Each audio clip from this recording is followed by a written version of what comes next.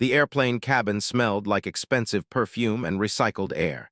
It was a distinct smell, one that Victoria knew very well. She adjusted the silk scarf around her neck and glanced out the small oval window. The tarmac was a blur of gray and yellow, the baggage carts moving back and forth like tiny toys. She let out a long, slow sigh. She hated waiting. Being the daughter of a man who owned half the city meant she rarely had to wait for anything. Yet here she was, stuck on the tarmac while the plane waited for a few last-minute passengers. She picked up her phone, the screen lighting up with notifications from her friends. They were already at the resort, posting pictures of clear blue water and fancy drinks with little umbrellas. Victoria felt a pang of jealousy. She just wanted to get there. She pressed the call button for the flight attendant, her finger tapping impatiently on the armrest. No one came immediately. They were busy in the galley, probably gossiping. She rolled her eyes. It was hard to find good service these days. A few rows ahead, the curtain dividing the classes shifted. A flight attendant stepped through, smiling politely, but she wasn't alone. Behind her walked an older man. He moved slowly, his head dipping slightly as he checked the row numbers on the overhead bins. He was wearing a jumpsuit. It wasn't a pilot's uniform or the neat suit of a businessman. It was a faded blue work uniform, the kind worn by mechanics or maintenance staff.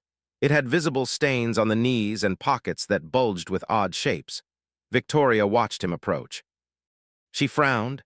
Why was a member of the cleaning crew walking through first class? Surely they knew better than to use the front entrance while passengers were boarding. It was a breach of privacy. It was inconsiderate. She looked down at her white designer trousers and then back at the man's heavy, scuffed work boots. If he scuffed her shoes, there would be hell to pay. The man stopped right next to her row. He checked his ticket, a crumpled piece of paper that looked like it had been folded a dozen times. He looked at the number on the bin above Victoria's head. He nodded to himself, seemingly satisfied. "This is me," he mumbled. His voice was low and raspy, like gravel crunching under tires. Victoria stared at him. He couldn't possibly be sitting here. This was first class. The tickets cost more than most people made in a month. She looked him up and down, taking in the grease spots on his sleeve and the tufts of gray hair that escaped from under a worn cap. He looked like he had just finished fixing a sink or sweeping a floor. He shifted his bag, a simple canvas duffel that looked heavy, and prepared to lift it into the overhead bin. He struggled for a moment, his shoulder stiff. He grunted softly, trying to leverage the weight. "Excuse me," Victoria said. Her voice was sharp, cutting through the hum of the cabin noise. She didn't look at his face, she looked at his bag. "You're going to put that dirty thing above my head?" The man paused, his hands still on the strap. He turned to her. His face was weathered, lined with deep creases around the eyes and mouth. But his eyes themselves were surprising, a clear, sharp gray. They weren't the eyes of a confused old man, they were steady. "It's just clothes, ma'am," he said quietly. "Nothing that's going to spill." "It's the principal," Victoria snapped louder this time. A few heads in the nearby rows turned. The businessman across the aisle lowered his newspaper to watch. "First class has standards. You shouldn't be putting dirty laundry in a shared space. Can't you put it in the back? Or under the seat? Or better yet, check it?" The man blinked, absorbing her words without a flicker of anger. He simply nodded. "Right, under the seat. Sorry to bother you." He didn't argue. He didn't defend himself. He just pulled the bag down and awkwardly tried to shove it under the seat in front of him. It was a tight fit. He had to push with his foot, his boot scuffing against the carpet. Victoria pulled her legs back, tucking them under her seat as if his mere presence was contagious. "Unbelievable," she whispered, just loud enough for him to hear. "They let just anyone fly these days."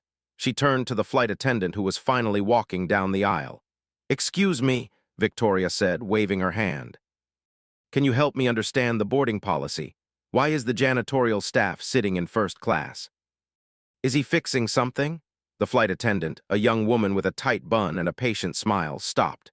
She looked at the man who was finally settling into the window seat, and then at Victoria. "Ma'am, the uniform," Victoria said, pointing a manicured finger. "He's clearly staff. I don't feel comfortable with the help sitting next to me. It's awkward. I'm trying to relax, and I feel like he should be in the back with the rest of the staff." The flight attendant looked flustered. She glanced at the man again. He had his head turned toward the window, his hands folded in his lap. He seemed to be ignoring the entire exchange. "Ma'am, if he has a ticket for this seat, he has a right to be here." "The flight is full. We can't move passengers based on attire." Victoria let out a scoff. "Attire, it's about hygiene and safety. Look at his boots. Look at that uniform. He's probably coming off a shift scrubbing floors. Do you think my father, who essentially owns the building your headquarters is in, would approve of this treatment?" The mention of her father usually worked like magic. It was her trump card, the one thing that made doors open and rules bend. But the flight attendant just stiffened. "I'm sure your father is a nice man, but I can't move him." "Useless," Victoria muttered, turning away. She crossed her arms and slumped into the leather seat. She could feel the heat rising in her chest. It wasn't just the inconvenience, it was the injustice of it. She had paid for an experience, for luxury, and that luxury was being ruined by a man who looked like he had crawled out of a utility closet. The plane began to move. The engines roared to life, a deep vibration that shook the floor panels. Victoria closed her eyes, trying to focus on the destination. She tried to meditate to push the annoyance out of her mind. But she could hear him breathing. It was a steady, rhythmic sound. She could smell him, too, not body odor, but something else, sawdust and soap. It was a clean, earthy smell, but to her it smelled like poverty. As the plane lifted off the ground, pushing them back into their seats, Victoria opened her eyes and looked over. The man was still looking out the window. He had his hand on the glass, his fingers spread wide. He wasn't looking at the clouds. He was looking down at the shrinking city below with a look of intense focus. She leaned in, unable to stop herself. "Nervous?" she asked, her tone dripping with false sweetness. "First time flying up front. It's different than the cargo hold, isn't it?" The man turned from the window. The seatbelt sign dinged off and the hum of the engine leveled out. He looked at her, really looked at her for the first time. He didn't look offended. He looked sad. "I fly often, miss," he said. His voice was gentle. "I've been flying longer than you've been alive. I was flying when the seats were made of webbing and the cabin wasn't pressurized." Victoria laughed, a short, sharp sound. "Right. On your broomstick, I assume?" She looked him up and down one last time, her lip curling. "Just don't touch my bag and don't ask me for a tip." "I don't tip for breathing." She turned away, plugging her headphones into her ears. She felt satisfied. She had put him in his place. She had established the boundary. She was the queen of this metal tube, and he was just a passenger who didn't belong. She didn't know that the man sitting next to her had just pulled a folded piece of paper from his pocket. Not a ticket, but a photograph of a young girl who looked strikingly like Victoria, standing in front of a building that hadn't existed for 30 years. The flight was just beginning, and Victoria was confident she had won the first round. She closed her eyes to sleep, completely unaware that she had just picked a fight with the wrong person. She didn't see the calm resolve settle over the old man's face. She didn't see him reach into his pocket for the cheap, outdated phone that would soon change everything. She just slept, dreaming of luxury, while the man in the janitor's uniform sat quietly, watching the world pass by 6 miles below. The flight settled into a long, monotonous rhythm. The plane had reached its cruising altitude, the seatbelt sign turned off with a gentle asterisk ding, and the cabin felt strangely peaceful, except for the tension radiating from row 3. Victoria pulled her silk eye mask down over her eyes, trying to block out the world, but she couldn't block out the presence of the man next to her. She was hyper-aware of every noise he made, the rustle of his clothing, the slight creak of his seat, the sound of his breathing. After 20 minutes, she couldn't take it anymore. She pulled the mask off and sat up, aggressively fluffing the small pillow behind her back. The man was awake. He was sitting still, his hands resting on his knees. He was staring at the seat back in front of him, lost in thought. The sleeves of his blue jumpsuit were rolled up, revealing forearms that were tanned and sinewy, marked with old scars and calluses that looked like maps of hard labor. A flight attendant walked by with a cart. "Would you like a beverage?" she asked, her smile polite but tired. "Sparkling water, with lime," Victoria said, not looking at the attendant. She was glaring at the man's sleeves. "And maybe a disinfectant wipe for my tray table. It feels sticky." The attendant hesitated, glancing at the tray, which was perfectly clean. "Of course, ma'am." The man shifted. He reached into the pocket of his jumpsuit and pulled out a small, crinkled bag of peanuts. He handled it with a sort of delicate care, as if it were something precious. He tried to pull the corners apart to open the bag, but his fingers fumbled. He squeezed, but his grip wasn't what it used to be. His knuckles were swollen, red, and knobby, twisted by years of arthritis. The bag slipped from his fingers and fell onto his lap. He picked it up and tried again. The plastic crinkled loudly in the quiet cabin. He pinched the corner, his brow furrowing in concentration. It was a simple task, opening a bag of peanuts, but his hands wouldn't cooperate. He looked frail in that moment, just an old man trying to get a snack. Victoria watched him struggle. A smirk tugged at the corner of her mouth. It wasn't a look of sympathy, it was a look of vindication. To her, his struggle was proof that he didn't belong. First class was for people who had their lives together, people who could open their own snacks without looking like they were wrestling an alligator. "Having trouble?" she asked, her voice dripping with mock concern. The man looked up, startled, as if he had forgotten she was there. He offered a small, embarrassed smile. "Arthritis," he said simply. "It gets stiff up here in the air." Victoria scoffed lightly. "It's probably from scrubbing floors all day," she said, turning her body toward him, crossing her legs. "You know, repetitive motion. My father always says that manual labor is a dead end.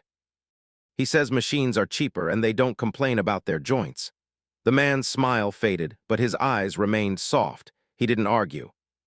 He just looked down at the bag of peanuts, defeated, and placed it on the tray table unopened. Seeing him back down annoyed Victoria even more. She wanted a reaction.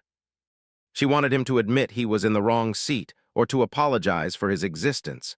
His quiet dignity felt like a slight against her. She pulled her phone out again.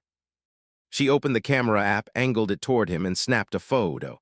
The shutter sound clicked loudly. The man looked at her. "Did you just take my picture?" "I'm sending it to a friend," Victoria said, tapping the screen. "We have a contest going. Things you see on a plane. I think I just won the most out-of-place object category." A few passengers nearby shifted uncomfortably. A woman across the aisle frowned at Victoria, shaking her head in disapproval, but Victoria ignored her. She was in her own world, a world where she was the main character and everyone else was just an extra. "Miss," the man said, his voice low, "I'm just trying to fly home. I don't want any trouble." "Please just let me be." "Let you be," Victoria laughed, a sharp, brittle sound. "You sat next to me, you invaded my space, and now you're telling me to let you be? You people are all the same. You come into these spaces, uninvited, and then play the victim when someone points it out." She reached into her purse, a designer bag that cost more than the man had probably made in a year. She pulled out her wallet. It was thick with cash and cards. She flipped it open and pulled out a crisp $100 bill. She held it out to him, dangling it between two fingers like a used tissue. "Here," she said, "take this." The man stared at the money. He didn't reach for it. He just looked at her face, then at the bill. "It's for your trouble," Victoria said, her voice sugary sweet now. "Or, maybe you can use it to buy a decent suit for the flight home. Or better yet, polish the floors really well when we land. I'm sure the crew could use the help. Think of it as a tip for staying quiet." The cabin went dead silent. The hum of the engine seemed to fade into the background. The humiliation was thick, heavy enough to choke on. The flight attendant, who was serving a drink to the man across the aisle, froze mid-pour, her eyes wide. The man looked at the $100 bill.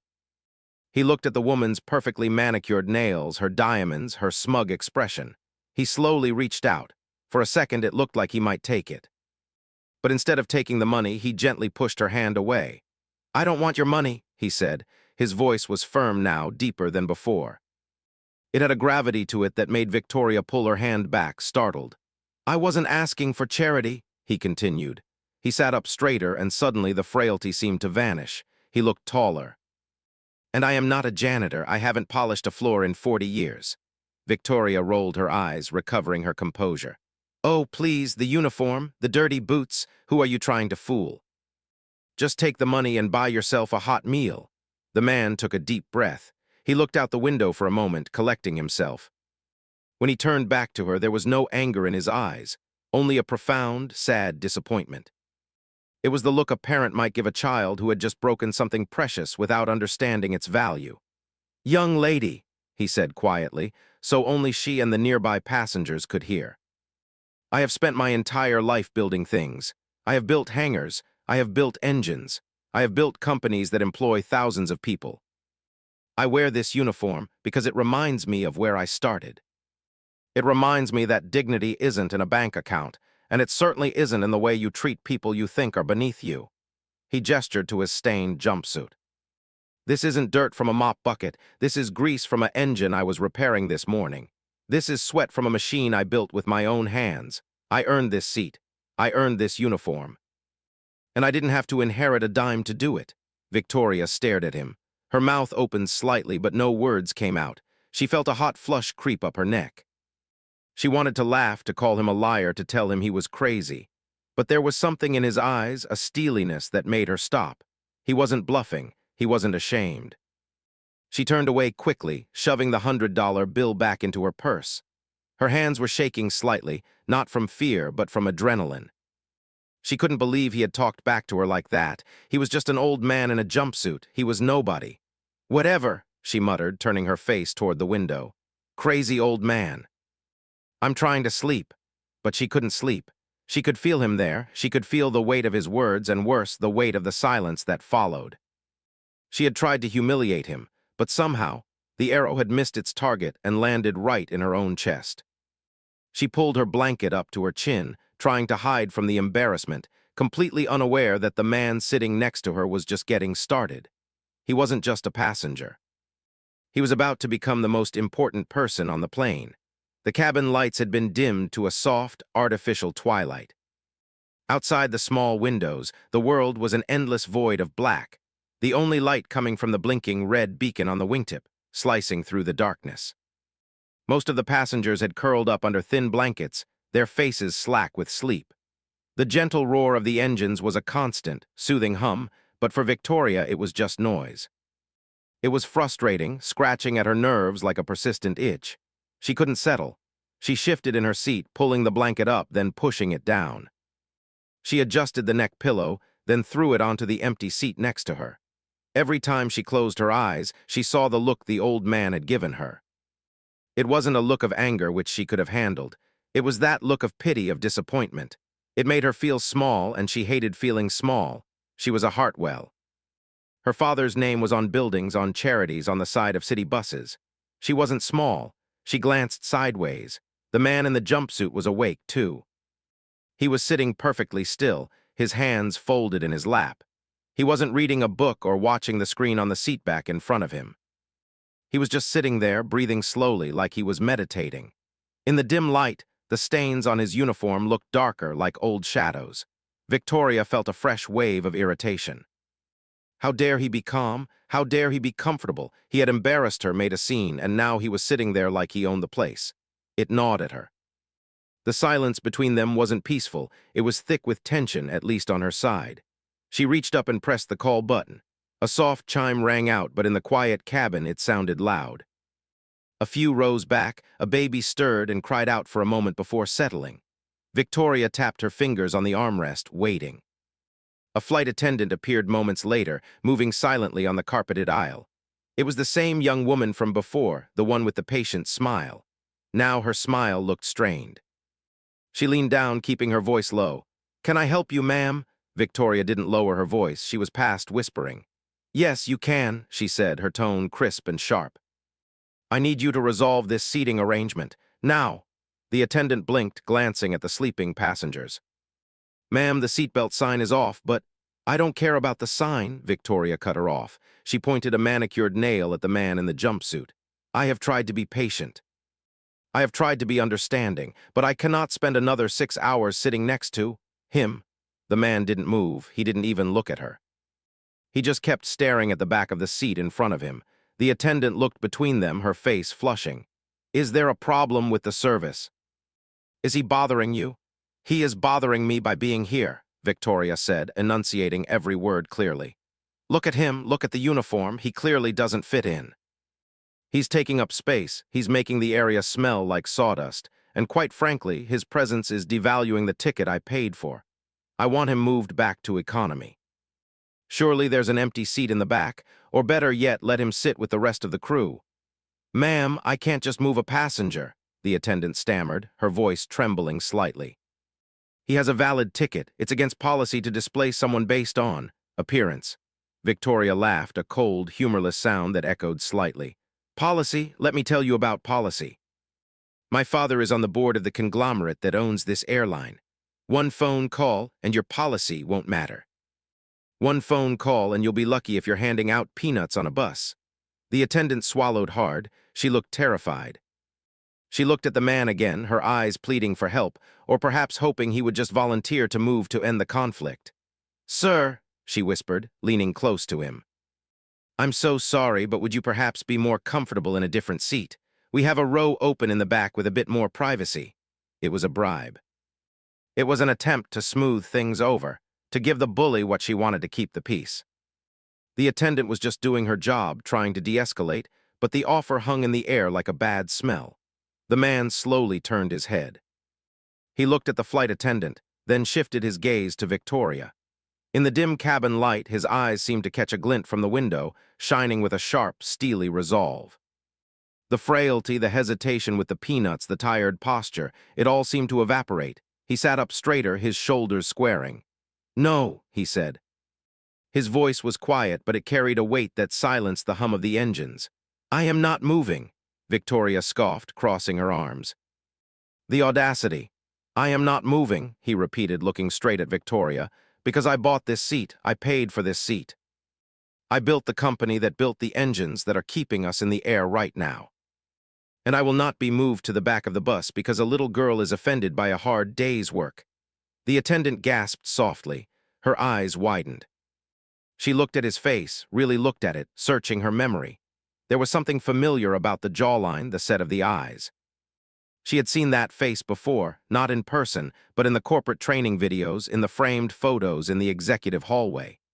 Victoria rolled her eyes, oblivious to the shift in the atmosphere. Oh, stop it, she sneered. You're delusional, you're just a bitter old man who wants a payout. How much? $200, $500. Just take it and leave me alone. She reached for her purse again, fumbling for her wallet, thinking everything had a price. The man raised a hand. It was a simple gesture, but it was commanding. He stopped her hand in midair. Put your money away, he said. It's worthless here. He looked at the flight attendant, whose face had gone pale. Young lady, he said to her, his voice gentle now. You don't need to be afraid of her father. You don't need to be afraid of losing your job. He reached into his jumpsuit pocket. He didn't pull out a wallet or a ticket. He pulled out a phone. It wasn't a smartphone. It was an old, rugged flip phone, the kind that construction workers use, covered in scratches. It looked ancient compared to Victoria's sleek device. What are you doing? Victoria asked, her voice wavering slightly. She was confused. Usually people backed down. Usually money or threats worked. Who are you calling? Your lawyer, the man didn't answer her. He flipped the phone open with a practiced flick of his wrist. The plastic hinge clicked loudly. He stared at the screen for a moment, his thumb hovering over the keypad. You know, he said, speaking to the air, I hate having to do this. I hate having to pull rank. It's exactly what people like her do, but sometimes you have to remind people that respect isn't about the uniform. It's about the person wearing it. He pressed a single button. The phone began to ring. It wasn't a musical ringtone. It was a shrill electronic trill that seemed impossibly loud in the quiet cabin. Victoria stared at him, her mouth slightly open. The flight attendant stood frozen, her hands clutching the cart nearby. The man held the phone to his ear. He waited, 1 ring, 2 rings, 3 rings. Victoria felt a knot tighten in her stomach. Something felt wrong. The air in the cabin felt heavy, charged with static. She looked around and realized other passengers were waking up, lifting their heads from their pillows, drawn by the strange tension radiating from row 3. The man spoke into the phone. His voice was calm, but it cracked slightly with emotion. Arthur, he said, it's me, wake up, I need you to listen to me very carefully. Victoria's heart skipped a beat. Arthur, as in Arthur Vane. The CEO of the airline. No, it couldn't be. It had to be a coincidence. It had to be a bluff. She watched him, her breath caught in her throat, waiting to see if someone would laugh, if he would hang up and admit it was a joke. But he didn't laugh. He just listened, nodding slowly, his eyes locked on the seatback in front of him. I'm on flight 409, he said. I'm looking at a young woman right now who thinks her father's money gives her the right to treat people like dirt. She's about to learn a very hard lesson. He paused, listening to the voice on the other end. A small, sad smile touched his lips. "No," he said softly. "Don't send security, just—" "Turn on the intercom. I think the whole plane needs to hear this." Victoria felt the blood drain from her face. The phone in her hand felt suddenly heavy. The man in the janitor's uniform wasn't bluffing. He wasn't crazy. And he wasn't moving. The man flipped the phone shut with a final click. The sound was small, but in the dead silent cabin, it sounded like a gavel striking a judge's desk. He didn't say a word.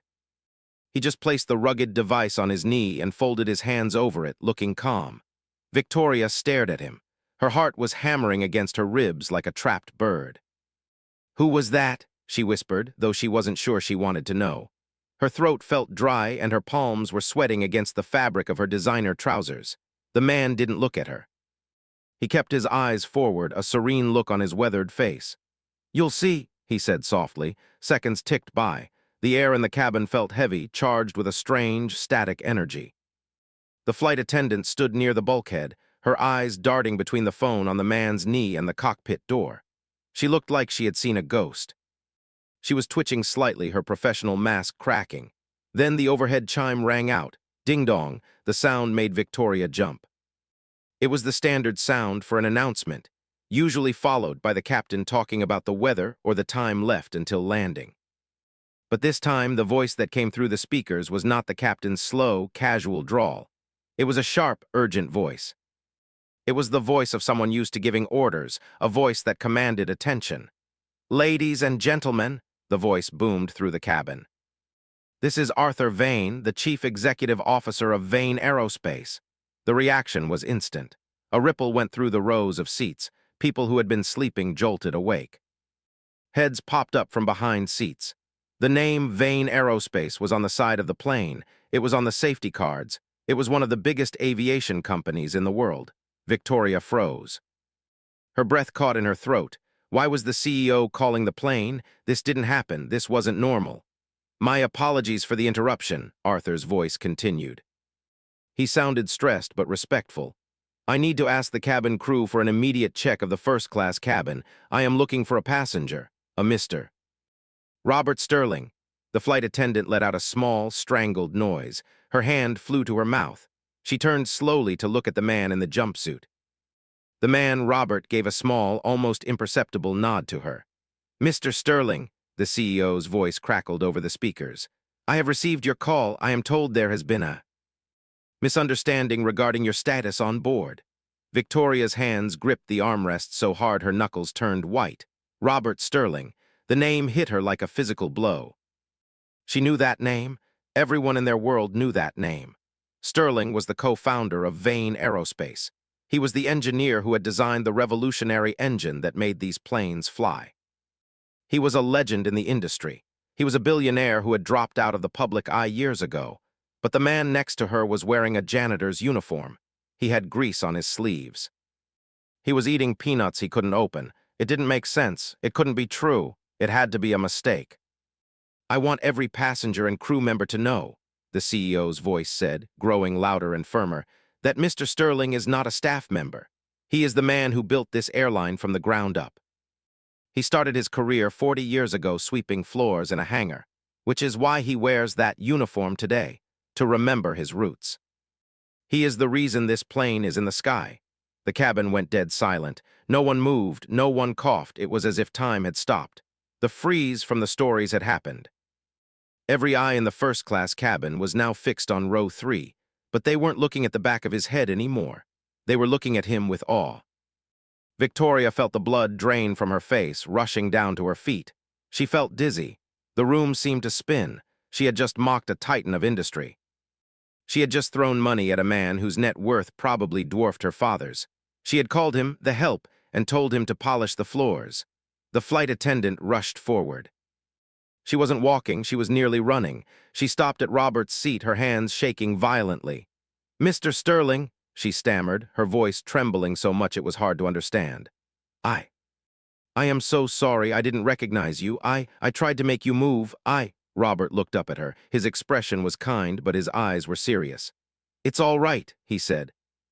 His voice was barely a whisper, but in the silent cabin, everyone heard it. "You were doing your job. You were trying to keep the peace."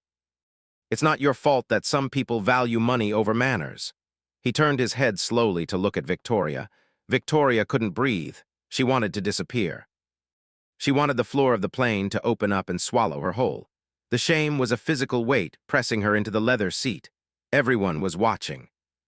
The businessman across the aisle was staring at her with a look of disgust. The woman in the front row turned around, her eyes wide with judgment. Victoria started to speak, but her voice cracked. I didn't know. Would it have mattered? Robert asked her quietly. It was a simple question, but it cut deep. If I really were a janitor, would that have given you the right to treat me like dirt? Would my seat be any less mine? Victoria opened her mouth, then closed it. She had no answer. Or rather, she knew the answer, and the answer was ugly. The truth was, she would have done the exact same thing. She thought she was better than him because of his clothes. She realized now she wasn't better than him. She wasn't even in the same league. He had built an empire, she had just been born into one. The intercom chimed again. Mr. Sterling, the CEO's voice came back. The pilot has prepared the cabin for you. Is there anything you need us to do? Should we have security meet the flight? Robert picked up the phone from his knee. He didn't even turn it on, he just held it. No, Arthur, he said, speaking to the cabin at large, though his eyes were still on Victoria. No lawsuits, no firing. I don't want anyone to lose their job. I just want a little respect. That's all I ever wanted. He stood up. It was a slow movement. He unfolded his tall frame from the cramped seat. He looked around the cabin.